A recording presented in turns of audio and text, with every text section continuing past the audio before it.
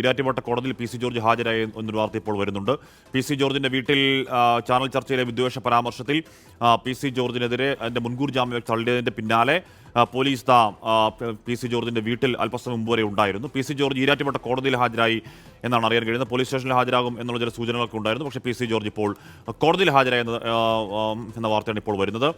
എന്തായാലും ഇപ്പോൾ ഈരാറ്റുപേട്ട കോടതിയിൽ ഫസ്റ്റ് ക്ലാസ് ജുഡീഷ്യൽ മജിസ്ട്രേറ്റ് കോടതിയിൽ ഹാജരായി എന്നൊരു വിവരമാണ് നമുക്ക് ലഭിക്കുന്നത്. എന്തായാലും കീഴടങ്ങിയിരിക്കുന്നു. ഇനി മജിസ്ട്രേറ്റാണ് മറ്റു കാര്യങ്ങളെക്കുറിച്ച് തീരുമാനമെടുക്കേണ്ടത്. ഹാഷ്മി, എന്തായാലും പി സി ജോർജ് ചാനൽ ചർച്ചകളിലെ വിദ്വേഷ പരാമർശത്തിൽ ഇപ്പോൾ കോടതിയിലെത്തി കീഴടങ്ങിയിരിക്കുന്നു. മറ്റു നടപടിക്രമങ്ങൾ ഹൈക്കോടതിയിൽ നിന്നടക്കം രൂക്ഷമായ വിമർശനമേറ്റ സാഹചര്യത്തിലാണ് ഈ കീഴടങ്ങൽ എന്ന് മനസ്സിലാക്കുന്നത്. പോലീസിനെ സംബന്ധിച്ചിടത്തോളം അവർക്ക് ഇനി മറ്റു മാർഗങ്ങളില്ല. എന്നാലും കോടതിയിൽ കീഴടങ്ങാൻ ഒരു അവസരം ഒരുക്കി കൊടുത്തു എന്ന തരത്തിലുള്ള വിമർശനങ്ങൾ ഒരുപക്ഷെ ഉയരുമായിരിക്കും. ഇന്ന് ഹാജരാകുമെന്ന് മാത്രമാണ് പറഞ്ഞിട്ടുള്ളത്.